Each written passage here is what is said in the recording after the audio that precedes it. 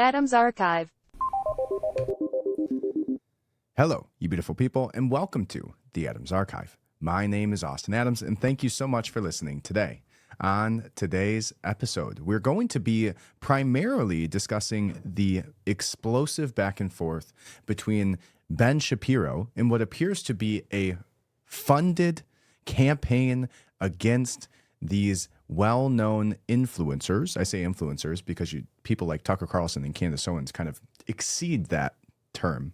But they don't fall into a news anchor role anymore, so whatever. But Ben Shapiro went after them. And you saw this whole echo of that across social media with these certain influencers. And may I say, it could have something to do with the FARA release that we saw just a couple episodes ago. So we'll discuss that. We'll talk through what Ben Shapiro was saying. And his primary target in this was Tucker Carlson for platforming. How dare he let somebody speak in America? Nick Fuentes. So we'll look at that. We'll talk about it. We'll talk about my opinion about all of it. And then, well, before we get there, actually, I'll give you some updates on Candace Owens and the Charlie Kirk situation because there's been some huge breakthroughs there, some relating to Egyptian military, and then a couple other quick things being that Trump has come out and threatened to cut funds to New York City if Mamdani wins.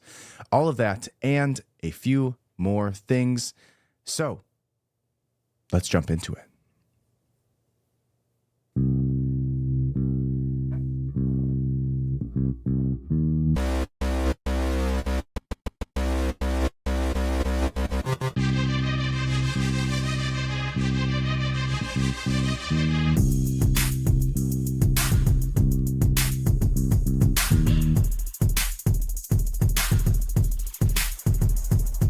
The Adams Archive.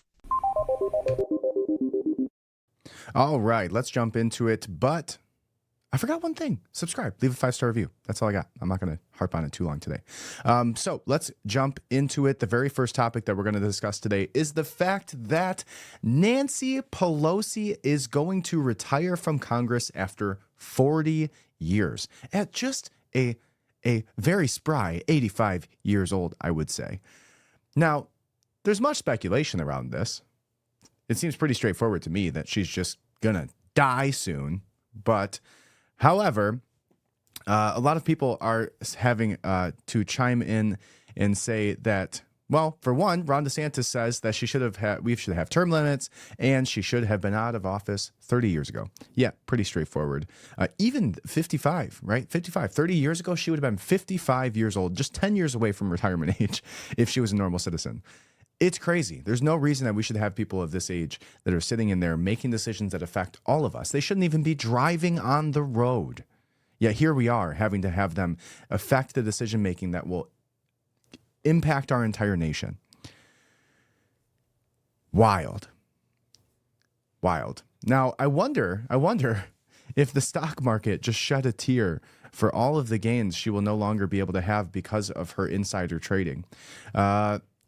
She's made something like, I think, $90 million. $90 million that she's made during the time that she's been in Congress, which is some ridiculous multiple of what her salary should have been if you combined it all together, like some thousands of a multiple above and beyond what her salary is. Now, on top of this, Dick Cheney died. So there's that. Not going to dive too deep into that, but I thought you should know.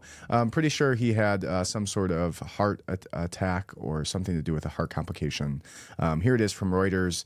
It says, boom, there you go. You can watch it on YouTube now. It says Dick Cheney, a driving force behind the U.S. invasion of Iraq in 2003, was considered by presidential historians one of the most powerful vice presidents in U.S. history. Yeah, and one of the biggest war hawks, causing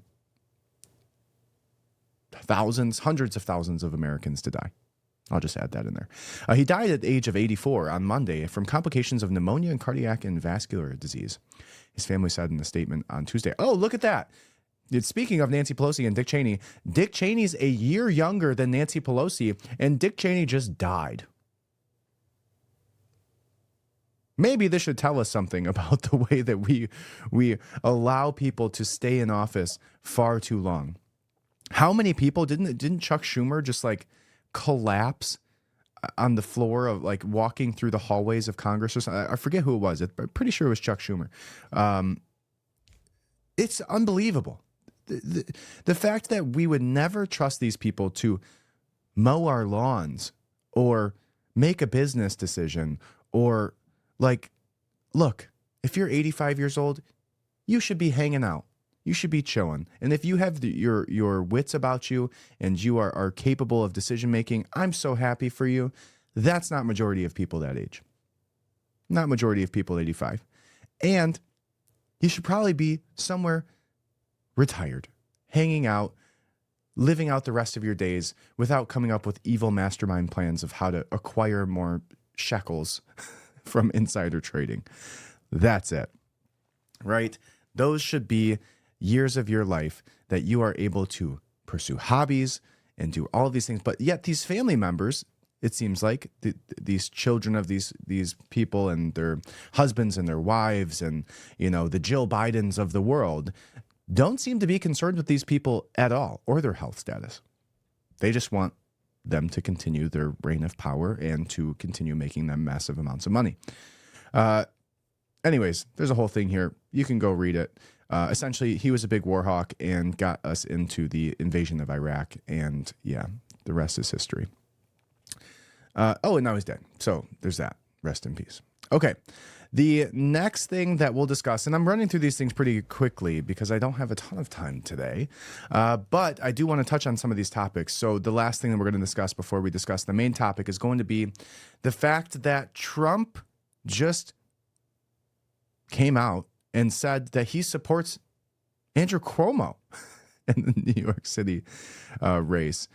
So let's go ahead and let's read his exact, let's see if they have it here even. His exact message on this. It doesn't look like they have it. Let me find it. But essentially what he said is that a vote for anybody other than Andrew Cuomo is a vote for Mamdani. And we don't like communism. It's been tested for over 1,000 years. I'm just recollecting his message. But apparently we like, sexual predators with Andrew Cuomo. It's amazing to me that like our pick in the largest, one of the largest financial states in the country, our pick is between a sexual predator and a communist. Seems like we should have some pretty smart people in New York that should be pretty capable of running that state in a way that makes it turn into a positive direction. And neither of them would fall under those two categories. So it says, this is coming from Reuters, U.S. President Donald Trump endorsed former New York Governor Andrew Cuomo for mayor of New York City on Monday and threatened to hold back federal funds to the city if Democratic candidate Zoran Mamdani wins the mayoral election on Tuesday. Trump, a Republican who has offered frequent commentary on the New York mayoral election, injected himself further into the race by crossing party lines to support Cuomo over Mamdani and the Republican candidate Chris Sliwa, who trails badly in public polls in the heavily Democratic city. Oh, yeah, he even said that. He said, like, literally, don't vote Republican. That's a pretty crazy thing for a Republican president to say. Cuomo, a longtime stalwart in the Democratic Party, is running as an independent after losing to Mamdani in the Democratic primary. Oh, good. Yeah, you should definitely run against him again and see if that works out. Tuesday, New York City's election has been closely watched nationally as one of that could help shape the image of the Democratic Party that seeks its identity in opposition of Trump. Mamdani, 34, a self-described Democratic socialist who leads Cuomo in the polls, has energized younger and more progressive voters. But he has also alarmed more moderate Democrats who fear a shift too far to the left. May backfire. Yeah. Have you been paying attention the last 3 years, 4 years? The more left you go, the crazier it gets, and the more pushback eventually that's going to come because the ideologies that sit on that further side of the spectrum. Whether you personally like Andrew Cuomo or not, Trump said, you really have no choice. You must vote for him and hope he does a fantastic job. He is capable of it. Mamdani is not, he wrote on Truth Social. Yeah, seems pretty crazy. Seems pretty crazy. The only options that we have here are terrible options. I don't even know who this Sliwa guy is, so that tells you something. The MAGA movement's embrace of Andrew Cuomo is reflective of Donald Trump's understanding that this would be the best mayor for him, Mamdani said at a campaign event following Trump's endorsement. They, Trump and Cuomo, share the same donors. They share the same small vision. They share the same sense of impunity. Now, I do have a question about this. Not that I have any love in my heart for democratic socialism, but when everybody seems to be going against a certain candidate that are a part of the establishment, and yes, in case you're wondering, Trump is a part of that political establishment, that swamp at this point, given the Epstein files, given the situation that's happening with Israel, given all of these things that we've seen over the last year almost, and I guess 8 years, given all of that, we know who his donors are. We know he's being handled by Netanyahu.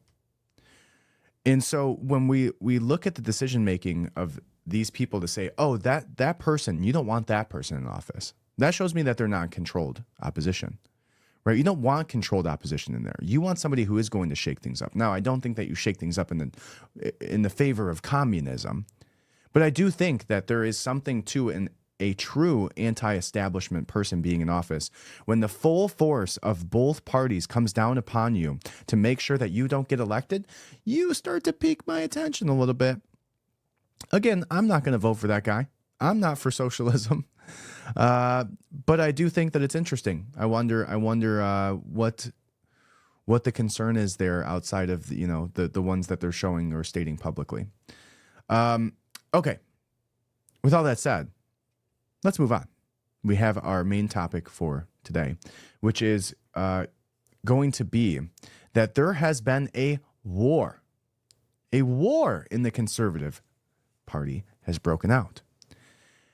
And I think we need to go back to the term conservative now, because primarily what they're trying to do is they're trying to set factions, right? They're trying to say that Trump is coining the term the woke right, and then you have Netanyahu saying the woke Reich, and then you have people like Ben Shapiro, you have the whole Daily Wire crew, you have the Dennis Prager and PragerU crew out there that are all that is the conservative establishment of influencers, by the way.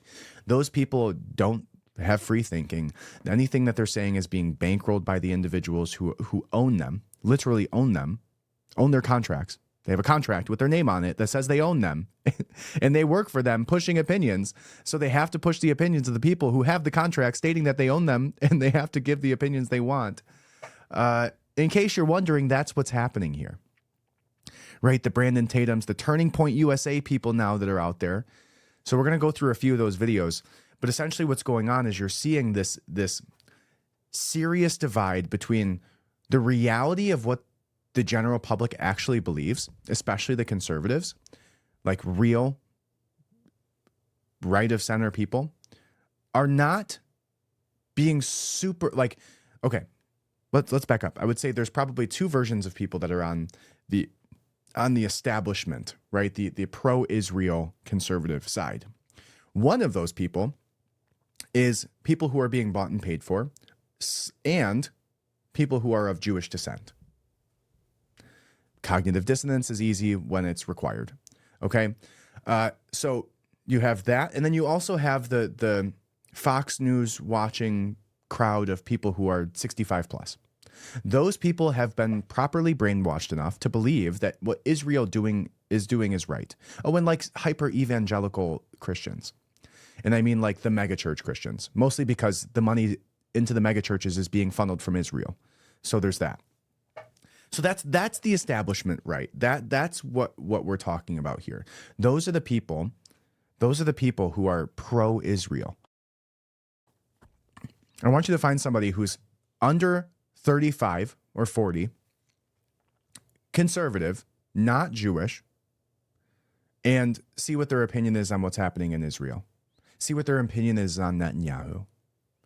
Right? And something like 40% of people in Israel even believe that there's a genocide happening in Gaza.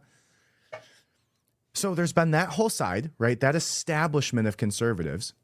And then there's the general public who thinks for themselves, is getting their information from places that aren't being peddled by Israeli-funded AIPAC money. And then those people are now starting to align more with the independent journalists like Candace Owens, like Tucker Carlson, like Dave Smith, and more recently, like Nick Fuentes. They've literally created this. They caused this to happen. And all they've done now, right, when Charlie Kirk died, there was this thing that went out, said, we gave you Charlie Kirk and you took him away from us. Now you get Nick Fuentes. And Nick Fuentes, his rhetoric is colorful and inciting, right? Inciting, not exciting, but in a way exciting. He's an interesting character. And the way that his speech is think like more conservative, politically focused Andrew Tate, kind of, right? He's the conservative, political, white Christian conservative Andrew Tate, where the things that he's saying for a reason, right? He's gaining attention. That's how he's built his platform, is by being insightful in a way that still draws to the points that he's trying to make, and then saying some crazy things that are going to draw attention to him in general, right? And so when you look at the clips that are being posted, and essentially there's been a war that has broken out now, ever since Tucker Carlson had Nick Fuentes on his podcast. And I listened to about 70% of that podcast. I'll go back and finish it. But there was nothing crazy on there. And in the background of this is that Fuentes and Carlson were butting heads. Like they both thought each other was a fed. They were both calling each other names, and for a long time. And they got together and they said, okay, let's just have a discussion. Let's just talk. Let's sit in front of each other face to face and actually have a conversation where we have to look each other in the eye. Because when we do that, things will probably be a little bit more, a little bit more cordial than they will be when we're tweeting back and forth looking for clips on the internet. So they sit down, they have a very reasonable discussion, right? Nick Fuentes doesn't say a ton of insightful things, and he holds some very reasonable positions on most topics, I would say. Now, again, going back to, he says insightful things to gain attention, but the underlying sentiment of what he's saying, right? When he's talking about immigration and how the majority of our country in the next however many years is not going to be a Christian white European nation anymore, which for the last 270 whatever years has been the case.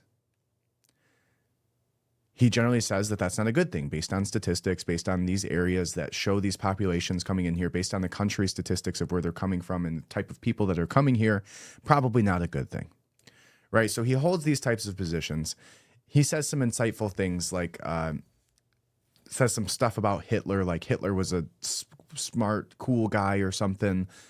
Says some things even on the Tucker Carlson podcast about how he's a fan of Stalin, right? Again, going back to him saying I'd be interested to extrapolate the entirety of these ideas, but it doesn't really go into that same way.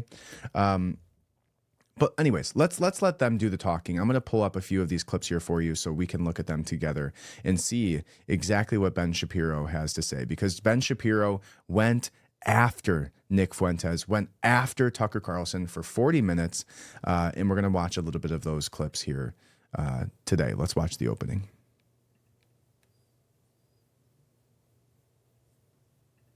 On today's show, we're going to cover one topic in depth. That topic is, I think, the most important thing happening in the country. It was a hot topic last week, but I wanted to take some time to really gather my thoughts and speak on it in coherent fashion, holistic fashion.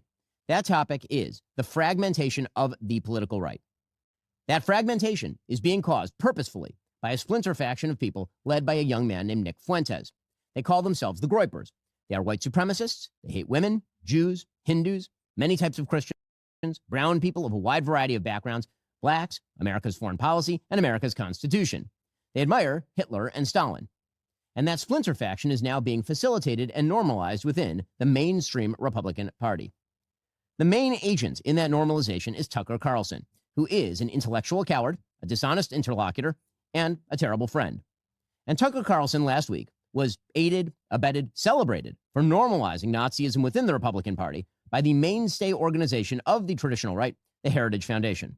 Now, before we explain what's been happening, let's make one thing clear. This is not about free speech or cancellation. It was never about free speech or cancellation. Free speech has a definition, the right to speak free of governmental coercion. I believe in it, of course. I've always defended it. Criticism of bad speech is, in fact, just a form of free speech. Cancellation also has a definition, the banning of particular people, including people like Nick Fuentes, from platforms like X or Facebook. I believe that Nick Fuentes is odious and despicable, but I've never called for his cancellation, and in fact, I've called for his restoration to those services, despite the fact that I think he's odious and despicable. It is not cancellation to draw moral lines between viewpoints. In fact, we used to call that one of the key aspects of conservatism. It is not cancellation to refuse to signal boost Hitler's supporters like Nick Fuentes. So I like he starts to paint this picture around Nick Fuentes, but this isn't just a Nick Fuentes thing. The reason that they're going after these people as anti-Semitic is because people, including myself, disagree with what's happening in Gaza, disagree with the foreign influence of AIPAC on American politicians, disagree with the blackmailing of American politicians to do the decision-making of Israel.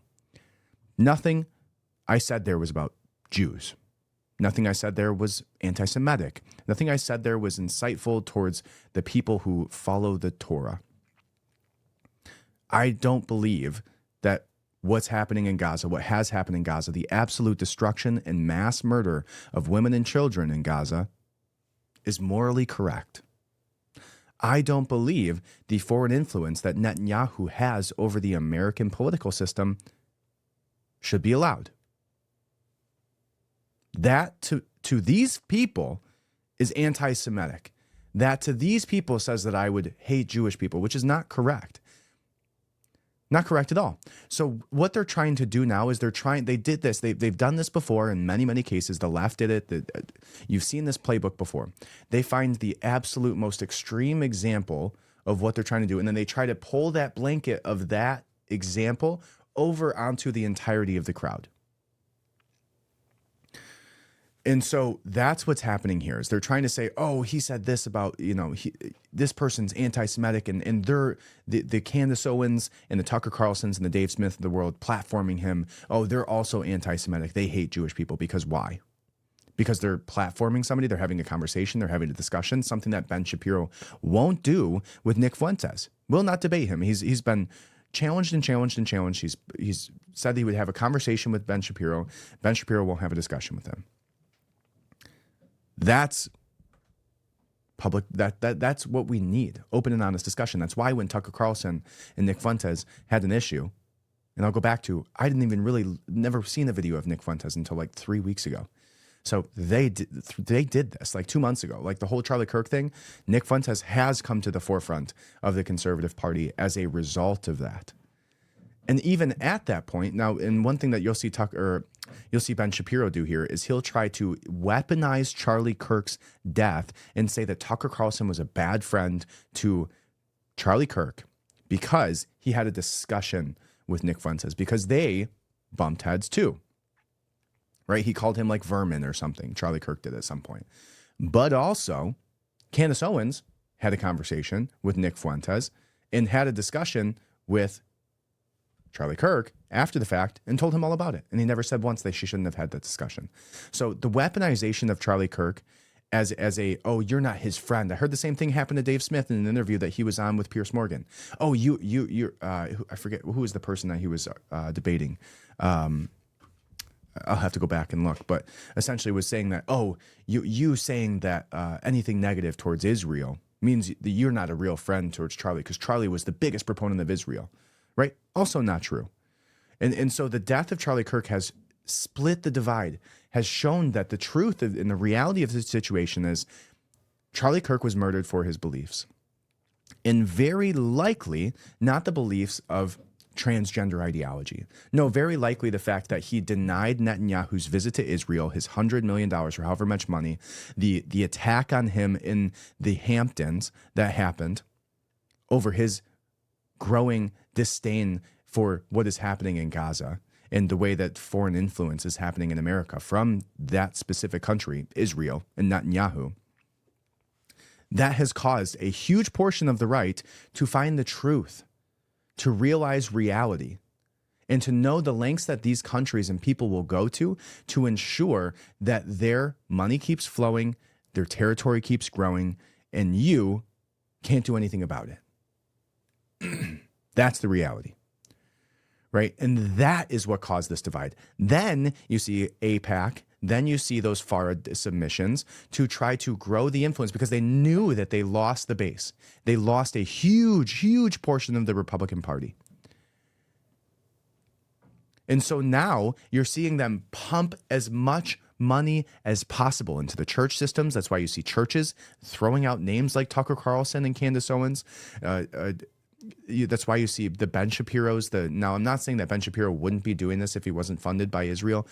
Again, going back to the yarmulke on his head while he's stating these things, cognitive dissonance for the actual reality of what's happening in Gaza. That is a requirement to hold that position and that belief system and that culture in your heart and not, believe yourself to be a bad person. You have to look at those people as anti-human, just like the Talmud teaches them to.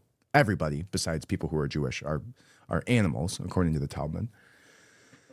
But anyways, the idea here is that the split of this faction happened at the time of Charlie Kirk's death. And all of these conservative voices, with Candace Owens definitely leading to the truth here, if you watch her videos and you're following closely enough. And I know I said I was going to talk about Candace Owens with the Egyptian military leak that was out there. You can go watch her show, or I'll touch on it next time and go through a full update for you guys a little bit later this week. But that's what happened. The truth is coming out. The truth always comes out. And so that's what they're fighting. They're fighting the truth. That's why you see them scrounging. That's why you see their comment sections just getting obliterated by people who disagree with people like Ben Shapiro, who were formerly his followers, including myself. It's because they are trying to do the COVID thing. They're trying to say, don't believe your eyes. Don't read any books. Listen to me. I'm the expert. And don't realize reality. Because if you do, right? If you do, then the house of cards crumbles. And everybody's realized reality now. The conservatives and the left are one topic that they're almost completely aligned on, unless you're talking about that establishment conservatives, right? The people that are going to these Jewish Republican coalition meetings who aren't even Jewish, like Brandon Tatum. Not Brandon Tatum. Brandon Tatum, Officer Tatum. Going to the American-Israeli Republican coalition meetings and speaking on stage. It's crazy. So that's where this faction divide happened. You have the establishment, you have the people that are being funded, and you have people who have cognitive dissonance due to their religious and cultural backgrounds. Then you have people who realize reality. Oh, and I forgot the people that are getting paid $7,000 to post these types of things and being completely funded by Dennis Prager, PragerU, the PragerUs of the world, the Daily Wires of the world, by AIPAC. So here, let's see what some of the Dinesh D'Souza, forgot about him. All right, here we go.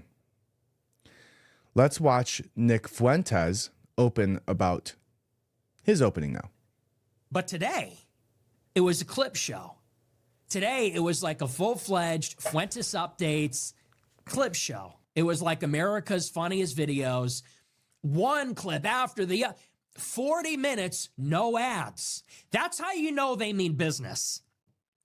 When Ben Shapiro turns down the money from the advertisers, when Ben Shapiro doesn't do, let's say, 50 ad reads in a 50-minute video, that's how you know they mean business. He will literally do an ad read at a pro-life march. In person, he will give a speech in real life at a pro-life march about abortion, and he will stop and do an ad read for ZipRecruiter. But when you're talking about anti-Semitism, there's simply no time. There's no time. We mean business, because this is something we really care about. No ads. 40-minute video. And about 50% of it was just my clips. Fuentes this, Fuentes that. He's a Nazi, sexist, Holocaust denier. Whoa, you're sounding like, you're giving me like Bill Maher or Rachel Maddow. What is this? I thought Shapiro was against SJWs. Now he sounds like one of them. I thought he was against liberal tears and cancel culture and safe spaces. Now you sound like one of them. So first, Nick Fuentes said a sexist thing. Then he said a racist thing. Then he said a Nazi thing and an anti-Semitic thing. He's a white supremacist. It's Hillary Clinton. Racist, sexist, homophobic. It's literally the basket of deplorables clip. And so we'll go through, we'll talk about his little response. And he makes a good point there. All that this entire thing, right? The entire show, all of the clips that Ben Shapiro posted were literally just slandering Nick Fuentes, not debating his points, not trying to actually have a discussion around combating the ideology that maybe what Israel is doing is wrong. None of that. What he did is he just posted clips from like years and years ago saying, oh, this makes him this.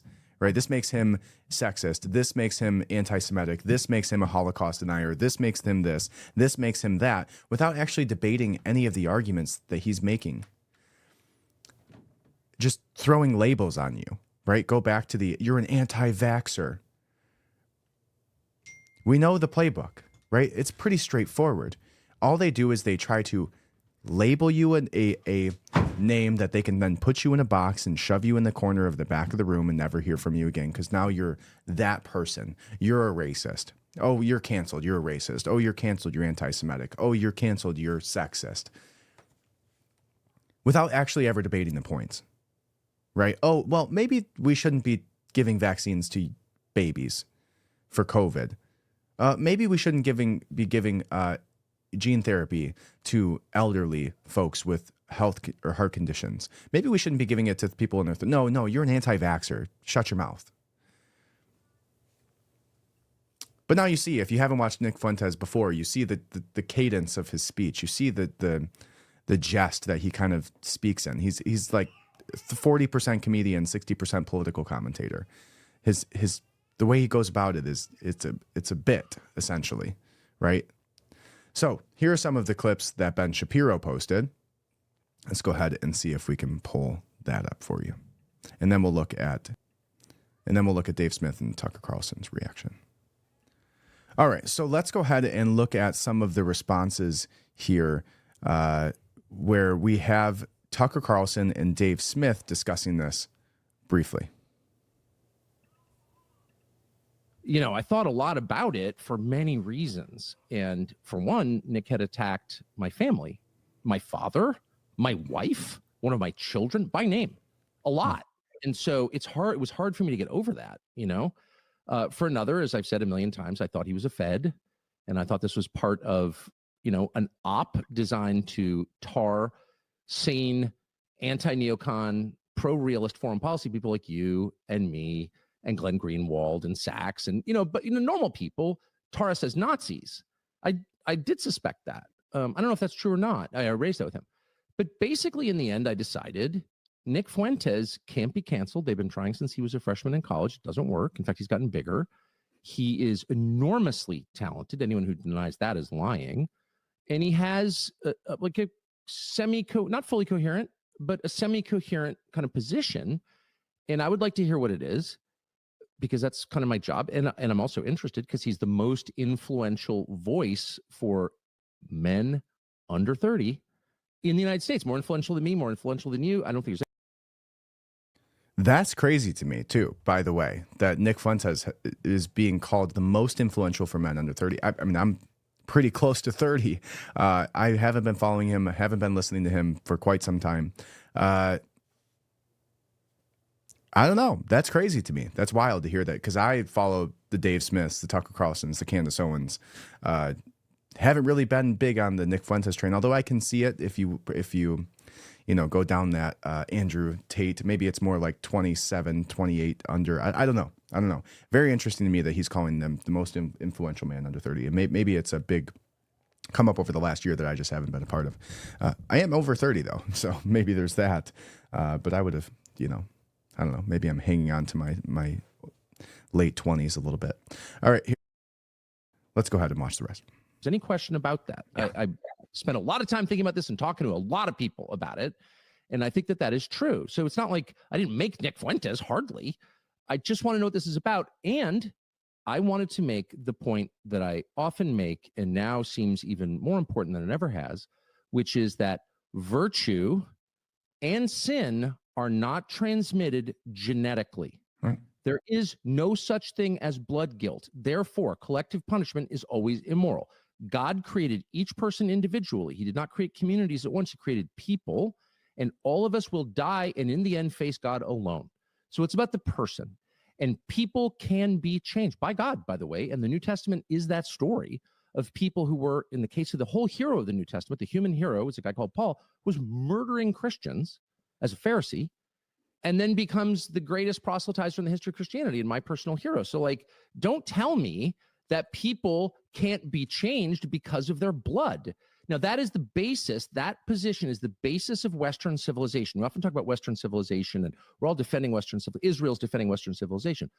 Israel does not have a Western position on this question. The Israeli position, not of all Israelis, by the way, and certainly not of all Jews, but I'm saying.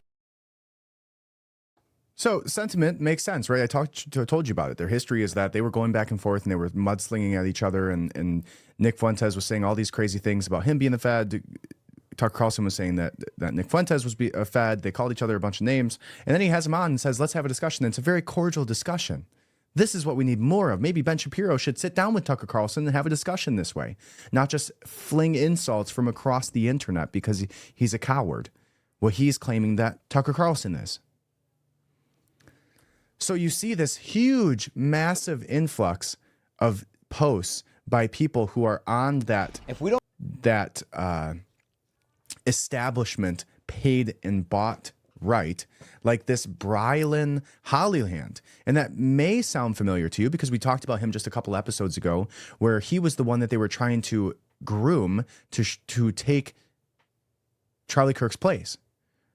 Oh, he's all of a sudden on the stage giving a speech when nobody's ever heard of him. He has a bunch of bought followers. He's never really done anything. He interviewed Charlie Kirk once when he was in like 4th grade, and now all of a sudden Trump's on stage acting like he's the next best thing in the whole world, but really he's just some operative being placed there and groomed by the Israeli and American government to be the talking head that takes over for Charlie Kirk's place. So that guy, right? You remember him? We went on a whole deep dive into his father owning like hundreds of millions of dollars of real estate in a anyways. What he says here won't shock you at all. He just is getting paid to talk about this. So let's just see what's being said. On the same day, all of these influencers released the same exact message, and here's another one. Here you go. There's a cancerous ideology spreading on the right from a small but loud group I call the woke rights. They scream hate and pretend it's courage. Here's the problem, though. The left didn't disavow their cancerous ideology years ago. You can also tell from his speech patterns immediately that he's reading this with very terrible tonality, I might mind you. So no wonder he's not actually going to be able to take Charlie's place. There's a small, but like his speech patterns are very clearly reading from a script here. And anyways, just think about that while you're watching this, about how disingenuous this is. When the squad was just a radical fringe having press conferences. And now that loud minority grew into their base, and that movement is about to elect a socialist to run America's biggest city. If we don't call out our own in the name of winning elections, this fringe will drag our party off a cliff like the squad did to the left. I refuse to let that happen to us. You can be a bold conservative without being a bitter one. we can call out bad things the Israeli government does without blaming the Jews for every minor inconvenience in our life. Just like we can call out AIPAC for bankrolling American politicians and say that should be banned. Just like we can demand secure borders while getting only the best and brightest in America without banning all legal immigration. I mean, I didn't fight to end the old establishment of the Grand Old Party and kick out the neocons just to replace it with hate. We're supposed to be the party of faith and freedom, not anger and chaos. If we sit on our hands and allow the mainstreaming of people fantasizing rape, idealizing Stalin, and proudly saying they're Team Hitler, we don't only lose every single election going forward by legitimizing the lie that the left says we're Hitler Jr., but we also lose the moral war that conservatives are here to uphold. Hate killed the left. If we're not careful, we're going to be next. Very scripted. Very, very scripted. Anyways, the whole point of that is just to show you how disingenuous this whole movement is. And what we're going to see, and even when you saw him there, he addressed AIPAC and he addressed, we can criticize Israeli governments. You saw this with COVID too. Again, going back to the same playbook, as the pendulum showed the force and momentum was so far swinging in the opposite direction of the government and of the people who were trying to gaslight you and make you believe these things when very clearly your eyes worked properly and so did your ears and your heart and your brain. When the pendulum is so far momentum over here, they start to like, okay, well, I'll give you that. I'll give you that so that maybe I can bring a few of you back over here. Like, so it's not just complete and utter insulting gaslighting, right? Oh, well, maybe we can criticize Israel just a little bit. And maybe AIPAC shouldn't fund all of, 95 out of 100 of our congressmen or whatever it is. But you're all Nazis. Like, you're an anti-vaxxer, right? We agree that maybe babies shouldn't get the vaccine immediately after they come out of the womb, but everybody else, you should do it or else you're, killing your grandma. And that's what we're seeing here. This is all coercion. This is all incentivized opinion. This is all bought and paid for. And so I didn't have a ton of time today, but I did want to give that update. And I guess we'll see what happens in this election. Nancy Pelosi's gone.